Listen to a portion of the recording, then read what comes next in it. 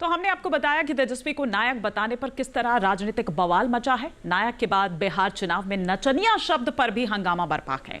जैसे ही dream girl यानी हेमा मालिनी की बिहार के चुनाव में एंट्री हुई, समाजवादी पार्टी के स्टार प्रचारक ओम प्रकाश सिंह की जुबान फिसल गई।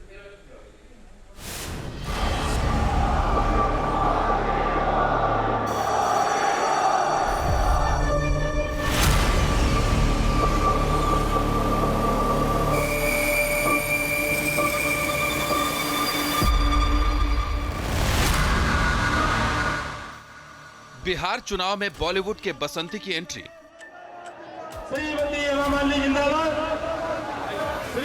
बसंती यानी ड्रीम गर्ल हेमा मालिनी, और ये पहला मौका नहीं है जब बिहार में चुनाव हो और हेमा मालिनी का नाम सामने न आए। बिहार के हर चुनाव में ड्रीम गर्ल की एंट्री क्यों? हेमा मालिनी जी क्या सीता है? मां सीता नहीं ना है। बिहार के चुनावी रण में हेमा मालिनी की एंट्री हुई है। वजह बना है एक शब्द नचनिया, जो पिछले कुछ दिनों से बिहार के सियासी लीडर्स के बीच जुबानी जंग की वजह बनता जा रहा है। अब नाचने वाले को ही भेज दिया आपके यहाँ। आरजेडी के खेसारी लाल यादव हों, बीजेपी के सम्राट चौधरी या रवि किशन, सबके बीच नचनिया को लेकर शब्द भेदी बाण चलने तेज हो गए हैं।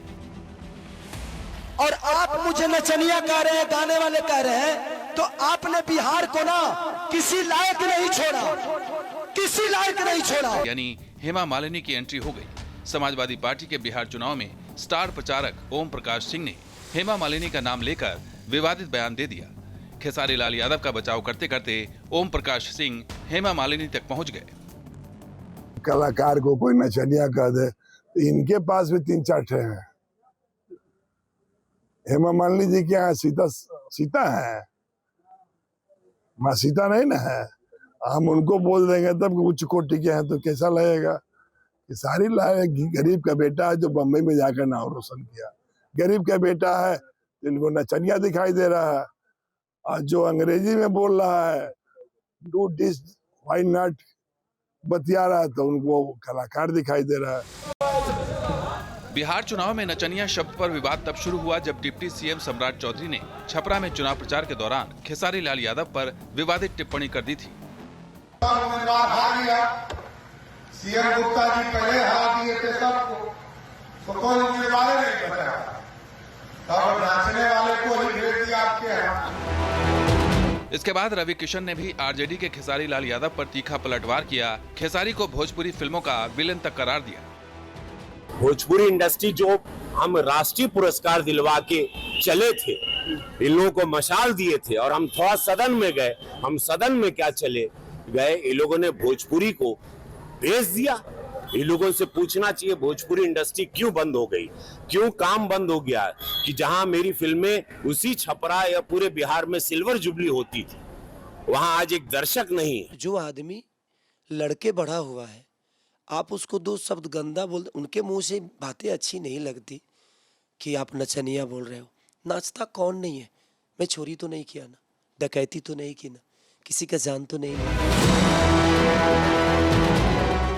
बिहार चुनाव में प्रचार के लिए उतरे भोजपुरी सुपरस्टार्स के बीच स्टार वॉर जारी था। इसी बीच समाजवादी पार्टी के ओम प्रकाश सिंह ने खेसारी यादव का पक्ष लेते हुए हेमा मालिनी पर विवादित टिप्पणी कर दी। हेमा मालिनी पिछले करीब 26 साल से राजनीति में एक्टिव है।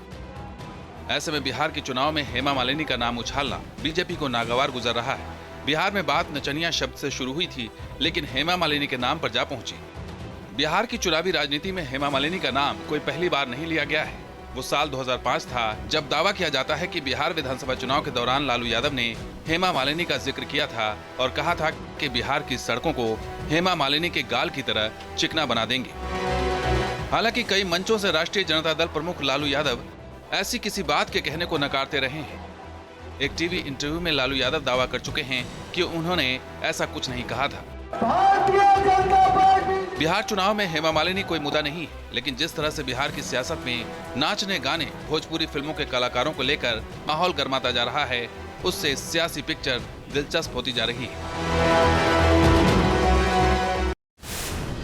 जहां भक्ति है हर शब्द में, कथाओं में छुपे हैं दिव्य रहस्य और ज्योतिष देता है जीवन को दिशा। धर्म से जुड़ी हर बातों को जानने के लिए हमारे चैनल स्तुति को सब्सक्राइब करें। चैनल पर जाने के लिए इस लिंक पर क्लिक करें।